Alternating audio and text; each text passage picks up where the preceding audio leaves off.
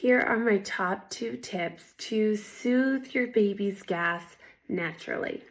Number 1, throw your feeding schedule out the window. What I mean by this is that every 3 hours thing that you're trying to do, because I get it, the internet tells us, often our healthcare provider tells us, that can actually be making gas worse because we're feeding a baby who doesn't necessarily want to be fed.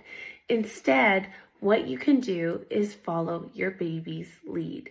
Feed them when they're hungry. So when they start to chew, they're chewing on their hands, they're starting to root, they're starting to get agitated and a bit fussy, offer, but then follow their lead. If they want to feed, they're going to take those big sucks and swallows.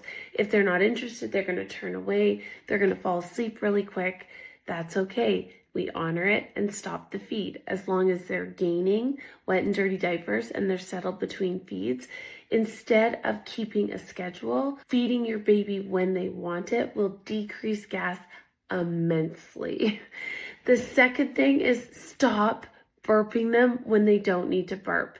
Taking your baby off the bottle or off the breast when they're comfortable can actually cause more air transfer. They're going to swallow it, they're going to need to burp, and then they're going to be gassier.